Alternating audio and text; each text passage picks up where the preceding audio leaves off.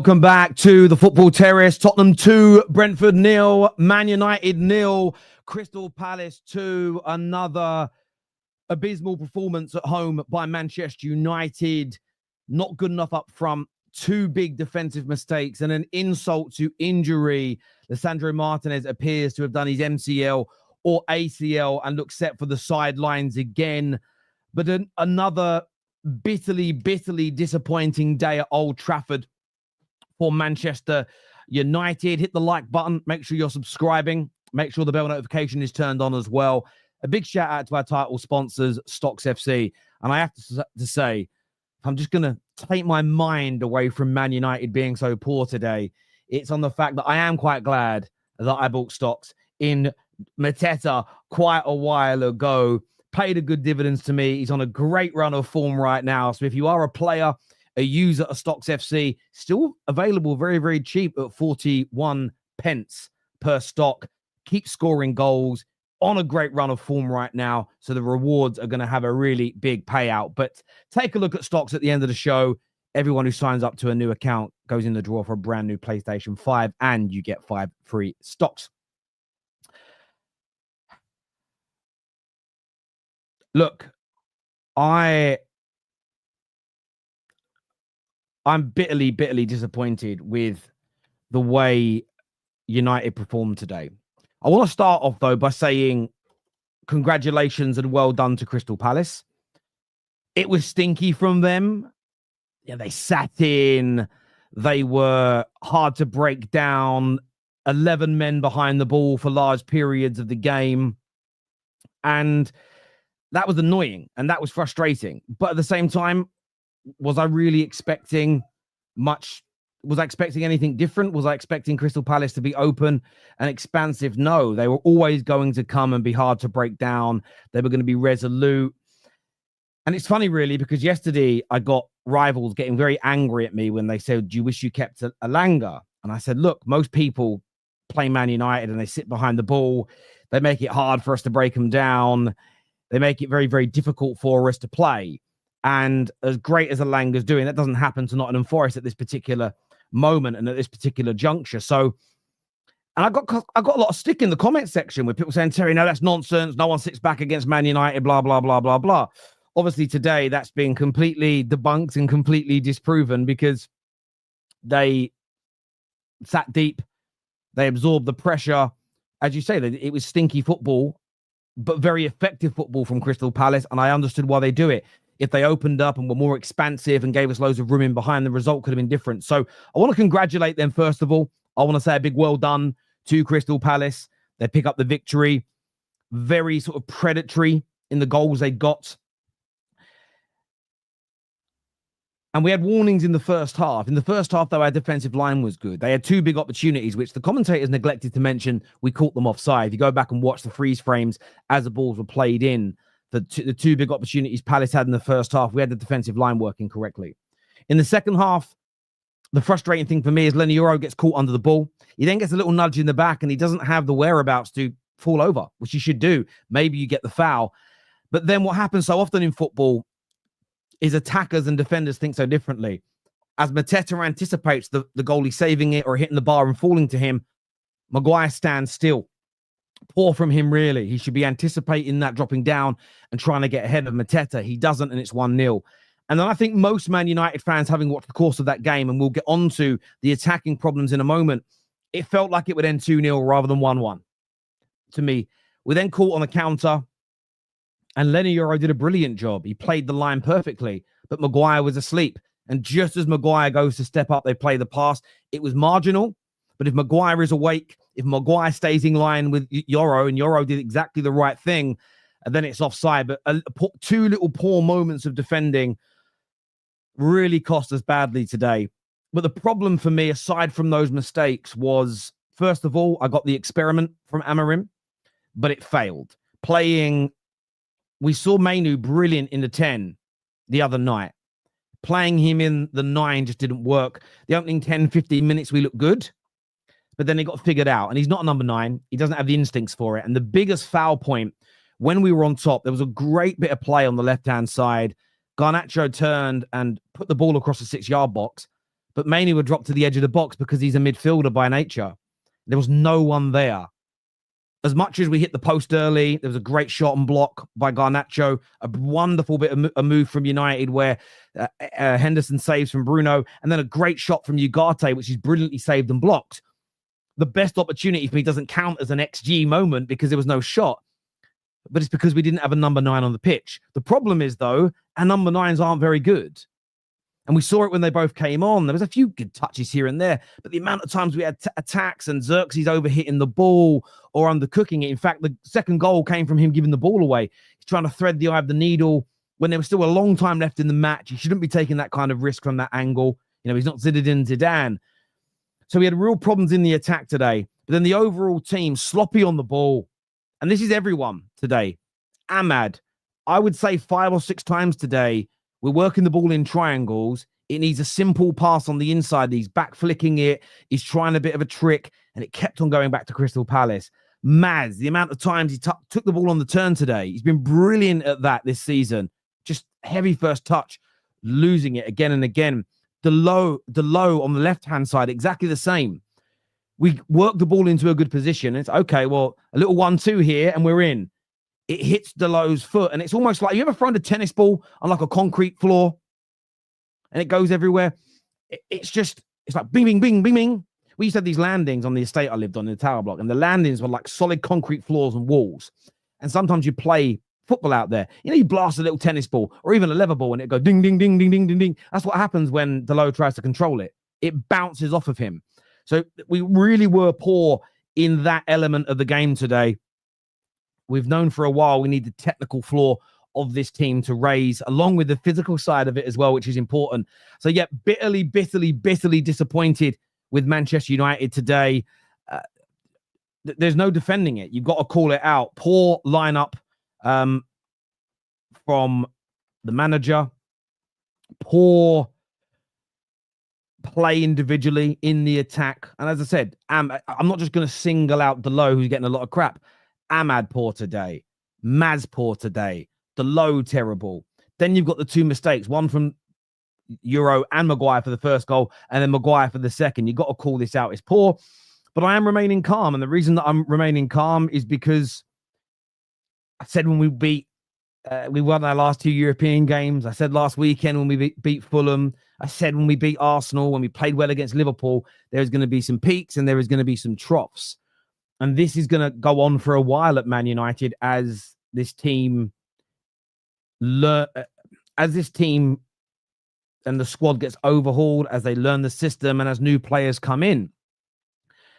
So I just don't see the point of getting overly angry about it, because this is, as much as it's frustrating, it's part of the course almost. You know, United are in a position where we're trying to be the aggressor in games and we're leaving in, you know, if we've just played every game like Palace did today, we'll sit in deep and we'll try and counter, we'd probably get more wins. But there is a way in which the club wants to play long term. So you've got to start that process now. And it means you're going to be exposed on occasions like today. And as disappointing as it is, and as much as you can call it out, I think it's about understanding this element. And the super chat here, this is strange. Man United away record is better. Yes, of course. And it's because when we're away from home, we sit in more.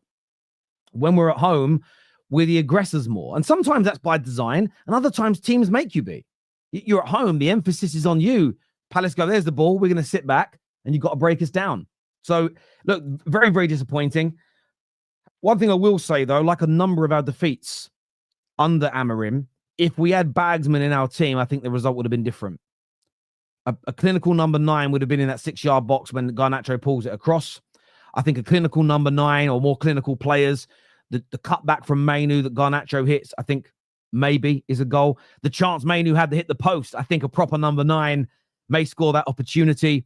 So, yeah, as I say, look, there's elements of the control and the shape I'm very happy with, but we need better players in those roles.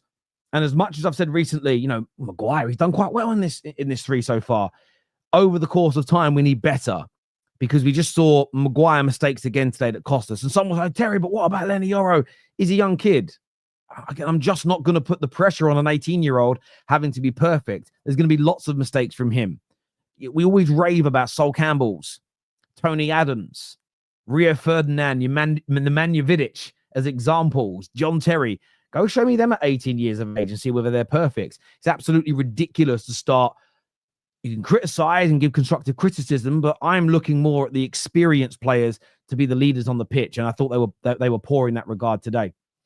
Terry, Amroim will experiment his way out of the door.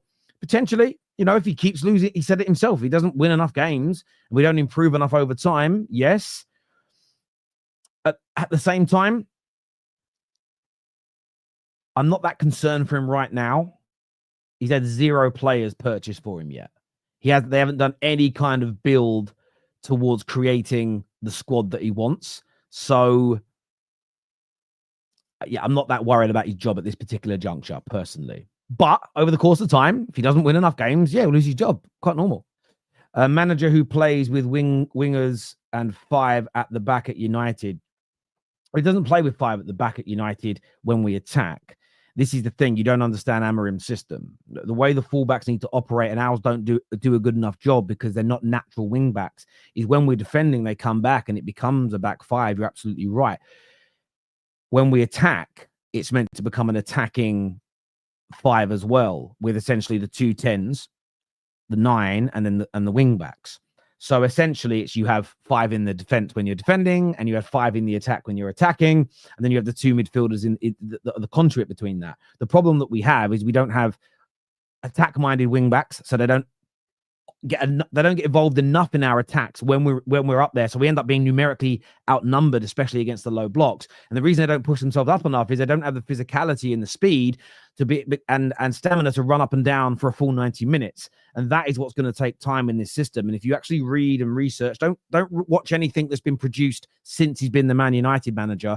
Go back and watch breakdowns of how Amorim's teams play from 12 months ago, 18 months ago, and you'll see the importance of that role.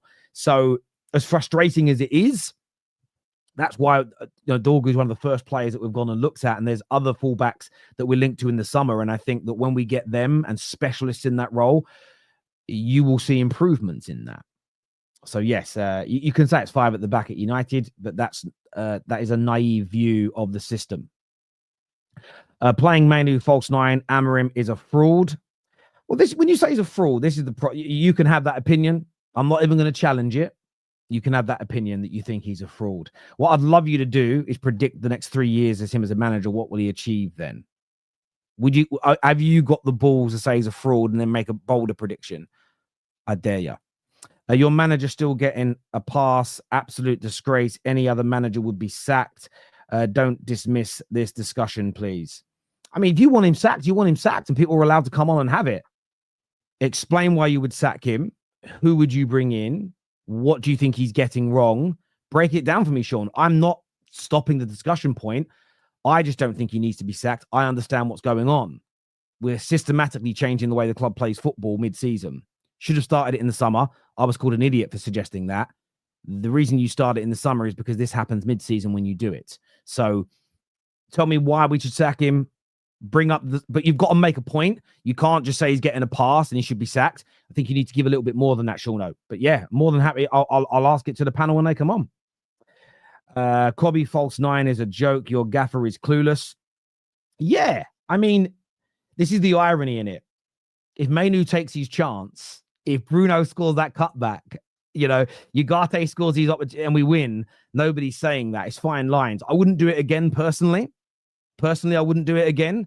But to say he's a fraud and say he's clueless, this is the man who smashed up City earlier on in the year. This is a man he took a team that hadn't won its league title for donkey's years in Portugal and made them the best team in their land. But if you think he's clueless, you think he's clueless. You're entitled to that. If Ineos wanted him that much, why didn't they go for him again? But do you know what it is? English talent. It's very hard to answer these super chats when you watch every one of my streams and you know why. So they brought in somebody to run the football project in Dan Ashworth, and they gave him the anonymity that you need to, and he made the decision on Ten Hag. That went wrong, and they sacked him, and they sacked the person that made that decision. So Ineos don't know how to run a football club, the same as none of the billionaires that own our football clubs do. They hire people to come in and do the job. So they got that wrong, and that has been documented, and that has been called out. I don't know why we're going over old ground here. I don't know why we're going over old ground. If you think, again, they simply panicked and they hired him, then fair enough. Then just say that in the first place. But we know why they didn't get him in the summer. It's been well documented. Terry, do you think he made a mistake specifically with the bust up with Rashford? No. The thing is that if Rashford was playing, we'd still be getting results like this. I'm not going to do up revisionism. 18 months, Rashford's been poor. I'm not going to suddenly go, if Rashford was in this team, it wouldn't be happening. Rashford was the player that most of our rivals and a lot of United fans said, get rid of him and we'll get better. What did I say at the time? Rashford leaving or staying is not the be-all and end-all of us getting better. We are systematically changing every facet of this football club, behind the scenes and on the pitch.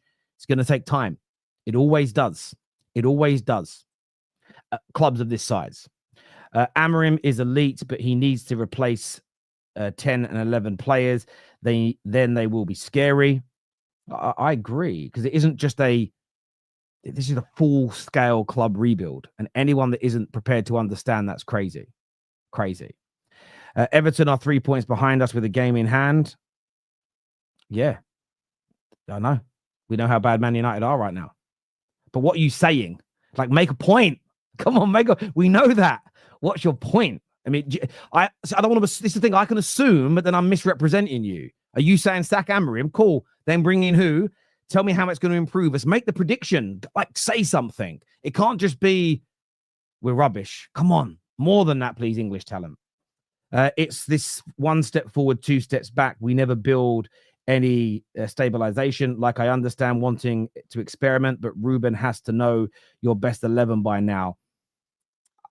Maybe you could argue he needs to know his best 11, but I don't think a best 11 exists for us. I think we have a lot of players that are not good enough. And they're not good. And what makes them not good enough is because they're not consistent. And Xerxes came on against Southampton, looked amazing. He's looked absolutely bang average since. Rasmus has looked like shit for weeks. So when he said don't play Mainoo in the first 9, right? The option is playing 2 other players that none of us really want on the pitch. That's for me, what I would have done personally is I'd have gone, listen, let's take one of the 18, 19-year-olds out of the academy and give them a go, a striker. That's what I would have done. But at the same time, have you seen how bad Rasmus and Xerxes have been? Like, maybe they've tried it for 2 days in training and it looked really good. So you give it a go in the game. Fuck, that didn't work. Won't try that again. But when we say what's United's best 11, I don't think there is one. I don't think there is any set players that we can put out there week in, week out that are going to make us consistent. Plus, we've got to rotate because there's 2 games per week. And the squad is, as we all know, this is what United fans have got to keep their feet on the ground with. 60 to 70% minimum of this squad from the day Amroim arrived to 2 to 3 years' time will not be here. That's when he'll have a best 11 that's consistent for me. Time to bring the panel out. Also, I want to say as well, a big well done to Tottenham today. They've been under obviously a lot of pressure to win games, etc., but did very, very well away at Brentford today. They defended. Where I want to give Spurs some real credit is and this is credit, but I also get annoyed at their manager. They played to their means today. They sat in. They were compact, hard to break down. Every cross, every through ball, the majority cleared, blocked, or intercepted. Do that more, Tottenham. You'll win more games. That is what, especially with your injuries, that's what your squad's built for. Play to your means. Play to your means in that regard at the right times. And there's other games where you can be more expansive, when you can attack that little bit more. But it's getting it correct against the right sides. Because they've spent what, 400 to 500 million euros. I'm only going by what it says on Transfermarkt. Was that like 400 million pound, maybe 300 million on this squad? You know what you've got in that point. More of this. I thought it was very, very good today from Tottenham. Very, very good indeed. Little fortuitous with the first goal. What is Jan doing? Not interested at all in the ball, and he came a cropper in back and went in. Never seen anything like it in my life. But yeah, very, very good from Spurs. If Spurs beat United, they will leapfrog you. Yeah, I'm aware. I know this. That's why when I've criticized Spurs recently, it's not like I'm doing it from this position of, oh, my team's good, though. No, I know my team's really, really bad. Right, panel time now. KJ's here, Sonshine, Judge Mo, Dizzy. Welcome to the show, gentlemen. KJ, what went wrong in United's game today? Why were we so flat? And why did we struggle up front so bad? Amroim got the lineup wrong today. The main highlights being, I think Ugarte in that midfield wasn't needed. Because we knew Palace didn't come here to play football, and we knew we weren't going to be under pressure. We needed someone else in there alongside Bruno who could potentially play with the football. And then also the wing backs is always going to be the problem. Because they ain't playing how we want them to play. People are saying copy false nine, copy false nine, copy false nine. But in the first 15 minutes, when the 10s in Garnacho and Ahmad were next to Mainoo, we were making things happen. He had that shot that hit the post. We looked fluid, we looked dangerous. But as soon as we stopped doing that and put the wingers wide, put the 10s wide, and allowed the wing backs to fill in the inside and invert, everything looked dead because Dalot and Mazraoui can't play inverted in the 10 roles, in that 10 spot. It don't work. And I've been saying it can work every now and then, but overall, I'm not a fan of it.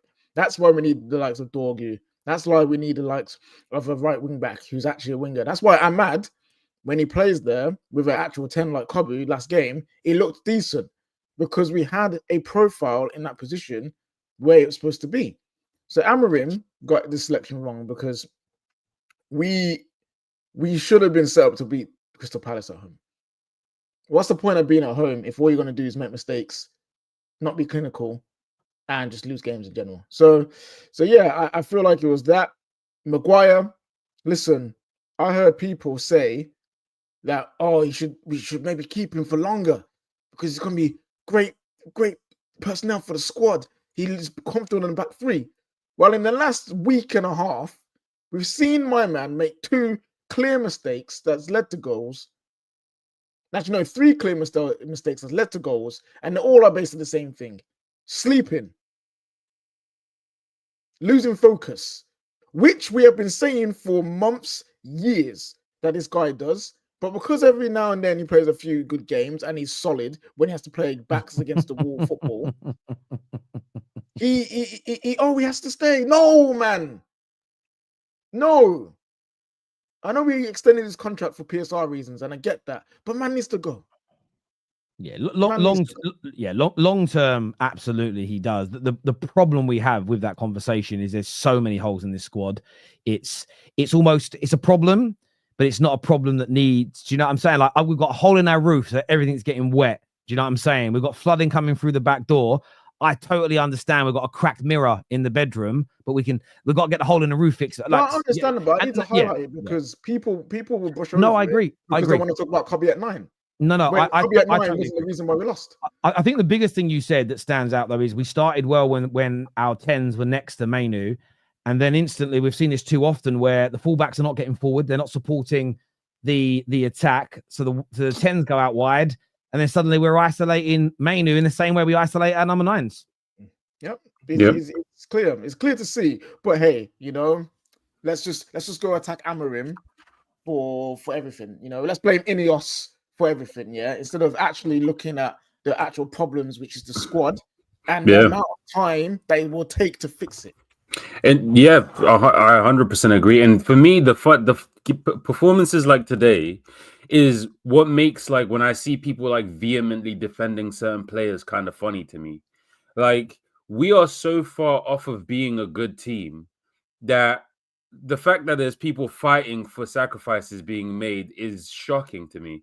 Like, you would rather sack off the manager again and we go again with the same squad of players when in, I don't know, 6 months or so, we'll be like, nah, this manager is not good enough either. He has to go. Somebody will have to get it right with this crop of players. But for me, it's like we have to be prepared. Like, the reason why I'm not Amroim out he made some mistakes today. I have wholeheartedly believed that. But let's be very, very clear about this. Let's say who would he have went with if he had started a 9? Does he go with Højlund or does he go with Xerxes? I'm saying you're getting the 2 different sides of turd, regardless of which one of those you turn to. You know what I mean? So and then people are like, he has to try something else. He has to try something else. And then he tries something else. Like, well, this is why he's gotta go. This is why he's whack. Yeah. Like, sucks. But when people say he's got to try something else, he's because Twisted Bubba said when I was talking about the Spurs, he said, Terry, did you play to your means? I think we did because Palace weren't going to try and have the ball and we were at home. And I think there's almost a psychological emphasis on, well, we've got to get it and try and play. But Man United under Amroim so far have played to our means. We didn't try and play like we did today, be on the front foot and be the aggressor away at Liverpool. So I have the same energy. If Man United just tried to be open and attacking in every game, no matter who the opponent was, home and away, I would call that tactical decision out. However, you're at home today. Palace have given us the ball and just 11 men behind it. Like whenever we had the ball in their half, they had 11 men behind the ball.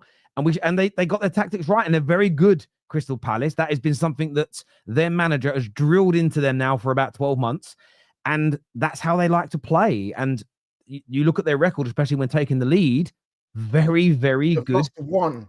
Exactly. And so that's the thing for me. When people call the manager, what do you make of this, Mo? Because there's a comment here earlier from Sean Mo that says your manager is getting a pass.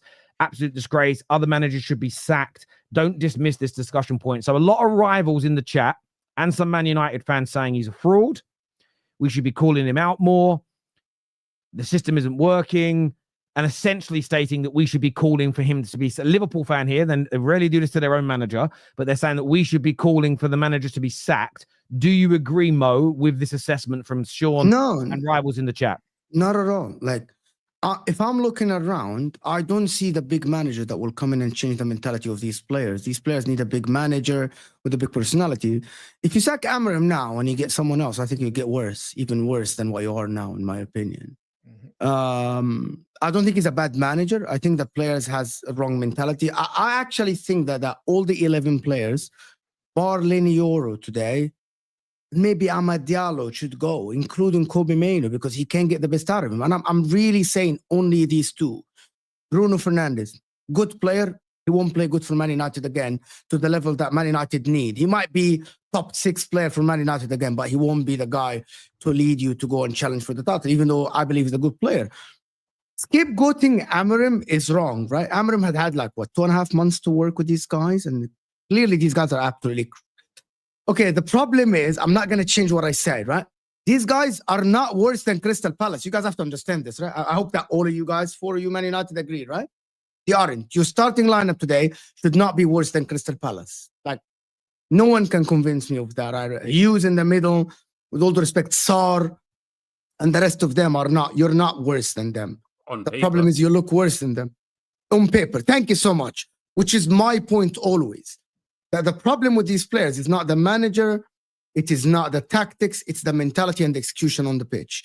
It's how Mazraoui arrived at the 18 3 times and not one cross arrived at his header, even though he was free. That was a tactical thing by Amroim, the wing back arriving late to the 18, like what Inter do with our Dumfries and DiMarco, right? And the wing backs. But no one can deliver a good cross.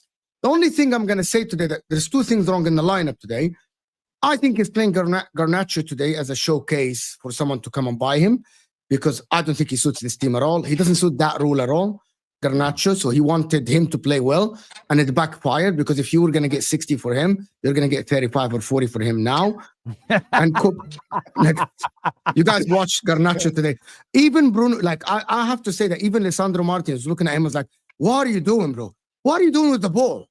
What are you trying to do? Like, if I'm watching Garnacho, I can't see what the guy is trying to do, to be honest with the ball. I don't see what he's good at. I don't see what Chelsea see, but that's for a different day. That's for a transfer show day.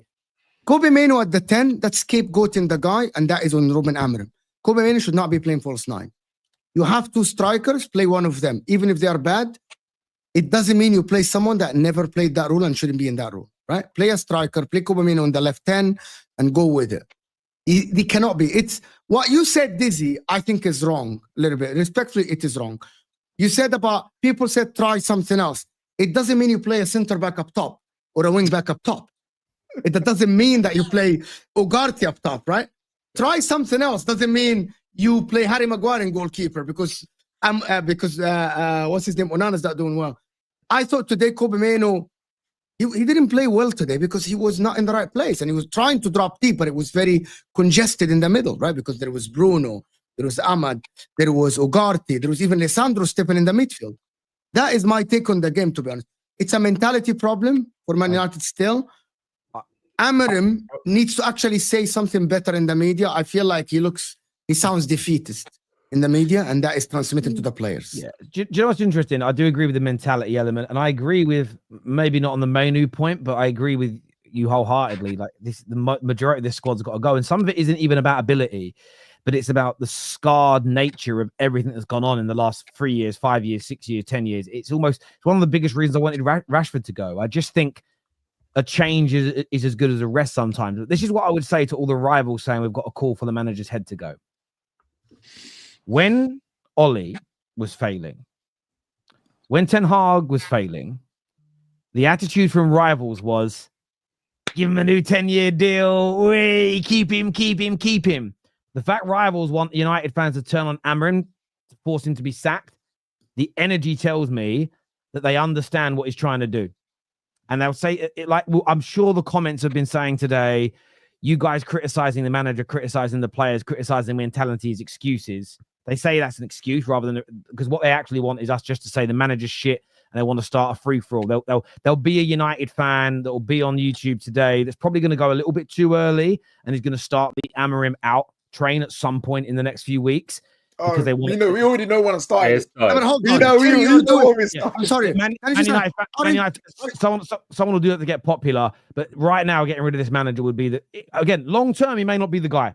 Fair play that holds water, but sacking him again right now, I just don't see how that helps solve Man United in the long term. Can I ask a question? Isn't that what Arsenal fans say, that rivals want Arteta sacked because he does well? And I know that me and you know that some of them try to be objective about the club having. It's the same situation. I'll answer. It's not the same situation. One is 5 and a bit years at his job. The other one is less than 5 months into his job. So we can't say it's the same situation when the time span of one manager versus another is sort of 5 years versus 3 months. One has had 0 transfers play for his new team. The other one has had, £750 million spent. So I think, if the conversation was Amroim's done a great job, you're almost champions of England, but I don't think can get you over the line, that's being objective. A manager that's taking over a club that's been crap for 11 years, is broken in every single which way, hasn't had a set style of football. Halfway through the season, they've made this change. All the other problems going on, I don't see the two scenarios being the same at all at this stage. And also, I remember. I think it was after the third game that Amroim managed. There was already people saying, "Nah, he's crap. He's got to go." And I remember we were all here, and we were like, "What are your expectations for this man? Like, what is this man supposed to do? Coming in mid-season to a team that is statistically United's worst ever team, mind you, with players that nobody likes, mind you. What do you want him to do?" Everybody said, well, we need to just start playing better football. We need to see a clear way of how we are playing, and we need to start climbing the table. Well, we failed to do one of those things. We failed to climb the table. Oh, no, we have, because we were 15th when my man came in. So we have. That doesn't take much doing. That literally takes no doing. Hang on. Oh, why do you square it? It's 1-0 Arsenal. 1-0 Arsenal. Minute in, Kai Havertz wins the ball high. Martin Odegaard, they all wanted him dropped. He scored. I love football. A really bad mistake from Akanji. 1-0, 2 minutes in to Arsenal. On your expectation point, I was going to say on this, right? This is what's really interesting. We all get things wrong. I thought we'd be, with a better coach and with a system and being better coached, which I think the players are being coached better, I thought we'd be playing better and at a slightly more consistent level earlier on. I'm wrong about that. However, the element that I am absolutely right about, which I think Man United, and what I'm saying is that a lot of United fans knew this, and I think we need to keep our heads about this and not forget, is that what we were saying towards the end of Ten Hag is, I know the manager's got to go, but we cannot keep letting this squad get away with it. We say that at the end of every manager. We get a new manager, and so quickly we want to turn into, got to get rid of this guy, he's not good enough, and we're letting the players off again.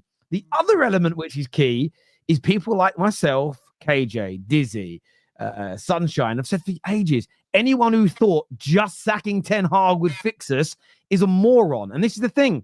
You're now going to go online and you're going to seek out those buffoons, those toaster people that told you sacking Ten Hag would fix us, who have told you that dropping Rashford would fix us, and you're now going to start listening to them saying, this manager's a fraud, we've got to sack him as well.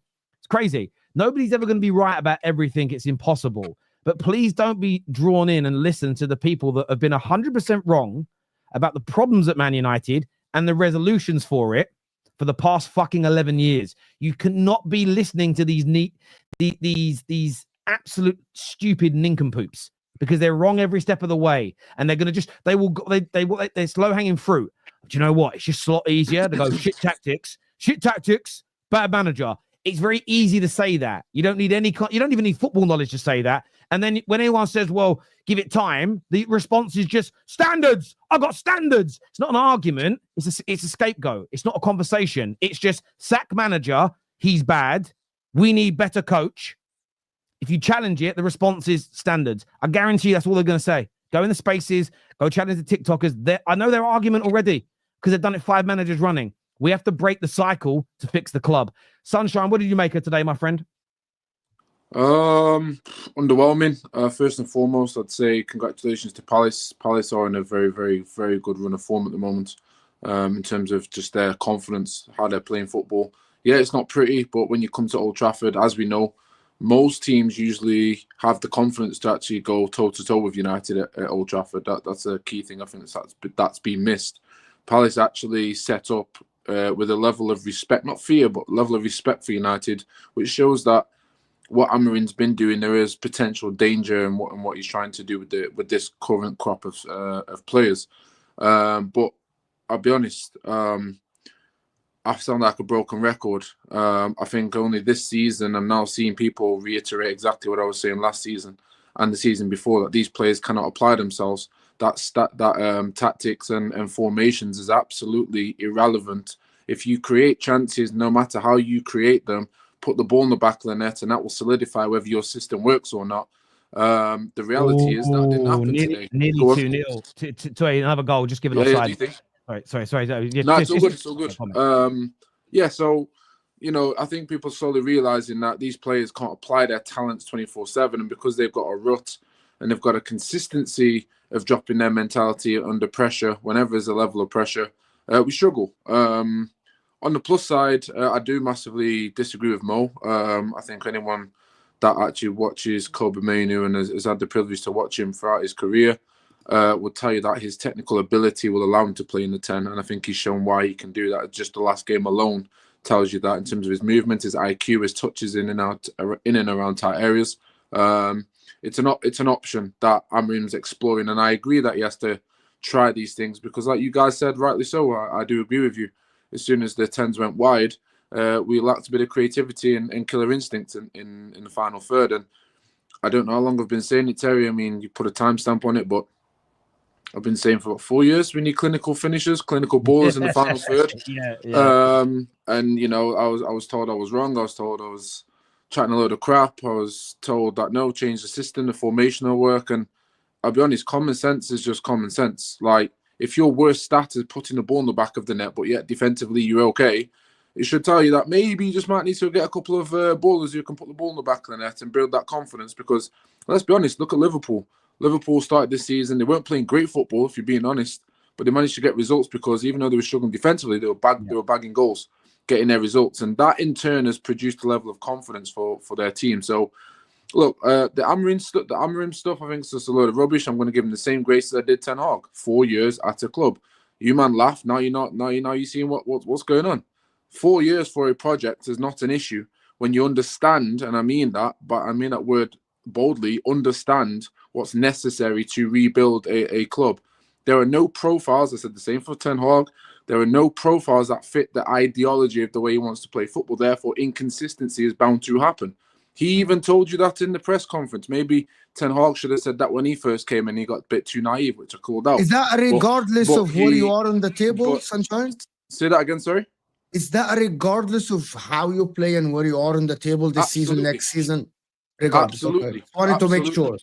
Absolutely. So next season finishes 8th or 9th, it's all right. He finishes this season bottom half of the table, That's okay. Okay, Well, everything in context, yes, it is okay. It is normal. Okay. I expect it. That's me personally, and I'll continue Okay. to say that, Mo, because like I said, 3 to 4 seasons will give you enough of consistency to be able to at least get your first 11 while all of them played, and maybe 2 or 3 substitutions. We've got to undo all the rubbish, and then you forget as well, Mo, that with our ownership just being taken over, before that, we had a situation where we are now ultimately, how can I say, we're suffering the consequences for the decisions 3, 4, 5, 6 years ago financially. That's why we're doing silly loan deals. That's why we're having to get rid of our players. So it makes it harder every time to then upscale and go get better players. And when we did spend stupid money, Mo, on 85 million on Maguire outright, or 80 million outright, 5 million add-ons, or 72 million or 75 million on Rasmus, who's a second star striker. When you do these things, you can then no longer sell them for profit. So therefore, you're even further behind. And people don't understand that the biomechanics of football and business. Like Manchester United need a minimum of 4 seasons. Any manager. I've said, you've heard me say it multiple times. Bring Pep Guardiola in here, and I guarantee you, if he's the best manager in the world, I guarantee you, you won't get half of the stuff that you get out of Pep Guardiola with this team. Therefore, that should tell you the manager is not the issue. He can make mistakes, no problem. Sonshine, you are spot on, and the one thing is this: we have never at any point, and we've tried doing this before at the club, they've told us we have, and I think we look at Ten Hag. We got a very good coach at the time. He comes in. And the one criticism we had pretty early on is, well, he's not really changing the way we play. It's very Ollie-esque as an example. Maybe a little bit better for a 6-month period. We won a trophy. And then I think people like you and I, we all sort of, our heads kind of dropped when he sort of said, I will never play that brand of football that you saw at Ajax here. It's just not going to happen. That for me is a problem. And it doesn't, for me, I'm not fixated on a particular brand of football, a particular style. We need to play a certain way and build a squad and a club that has those profiles, so that, you know, for a long-term view. And we just never done that. We get 18 months, 2 years in, nothing's working. We change and go in another direction, and we've ended up in this scenario. And Man United fans and our rivals, because they just want to ignore that, and they want to talk about low-hanging fruit every single week. Now, obviously, we're ruining the game, and there's individuals we've called out already on that because I've got the other game to get to in a minute. Superchats here. First one says, this coach is not good enough. Terry, you are just deluded with Amroim. He's not coaching the players properly. He is confusing them. Okay, so why, how does that mean he's not good enough? How, a guy's come in within 2 months in the job. He's trying to instill a system that even before we all hired him, we said, you know what? His system don't suit the team. But we need to give it time, give him a chance to clear out the players, because these players are crap, and buy some new ones. So we've done that at the start, but now because the system's not working, like we said, because we haven't got the profiles that he needs, like we said, and he hasn't had a full transfer window, he hasn't had a summer transfer window to bring in more players and sell players, he's not good enough. It don't make no damn sense. Because what? Was we calling for Ruud? Ruud and Nussdorf came in. And he's playing the way that suits the players. We won some games, but as soon as it came to bringing it, keeping him on long term, everyone said no. It's of course. And look, you're entitled, my friend, to think that Amroim isn't good enough. What I would love to hear from you is, let's get rid of him then. Who should we go for? How much of this do you think is on the players? And how long do you think it's going to take any coach to get the squad good enough to be able to, because you got to remember, this isn't about making us better in the short term. This isn't about making us a more competitive team. This is about trying to make us into a team that can win Premier League over the next 3 to 4 years. What direction would you go in from here, my friend? Mo speaking facts. It's not the manager or the tactics. It's the player's mentality. Good luck against Milan today. Obviously, that's to you, Mo. I appreciate. Adding Mo to come make you feel worse. Diabolical. Mo hasn't actually cracked in us like a 4. Well, that's because Mo understands the problems at Manchester United. By the way, just some breaking news that's come out in the last 20 minutes. Big reports from Germany that Tell has chosen Man United over Arsenal and wants to join us. The clubs are in advanced negotiations to bring them in. You see these journalists? Them man think we're fools. They know we're hurting, so they're trying to get. I'm going to defend the journalists here, though. The deadline day is tomorrow, so if we're not going to advance it today, when the fuck are we going to advance it? I'm not saying he can't say it, but man 5 minutes after the kick. Well, they know we're online, innit? They know we're online. And news. You know what I mean? It's like Uber, innit? You know, when the train lines go down, Uber stick their prices up, didn't they? Do you know what I mean? So Amroim is on a sinking ship trying to scoop water out with a cup of tea. So great. Yeah. Listen, he's on an oil tanker with a hole in it that's sinking, and they're trying to carry on delivering oil whilst fixing the hole and turning around at the same time. It's very, very hard. That's why, again, you can go listen to YouTubers and TikTokers and Twitter bots who think everything's simple. They're reductionists. If you want to listen to a reductionist because it makes you feel better about your life, go do that. But you just, again, you can call in and be a reductionist on the terrace. It won't stop you. But I'm not going to ignore the root cause problems at this football club and what it takes to fix them.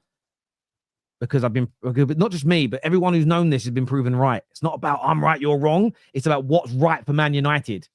So again, I've had no suggestions of how to fix the club other than sack the manager, but we've done that 6 times. It's not going to work. It's not going to work this time. So let's try something different. And if it doesn't work, we can address it. But why don't we just try and keep our feet on the ground a little bit here? Look, I want to thank everyone who's tuned in. I want to say again, congratulations to both Tottenham and Crystal Palace for their wins this afternoon. Very much deserved. I thought somebody was behind me there. No one's here, but I thought I saw someone behind me. We're live after Arsenal versus Manchester City, so make sure you're back with us. This is going to redirect you to Hassam's watch along to go and watch him and support him over there. Until next time, take care, goodbye, God bless, and I'll see you all again soon. Peace.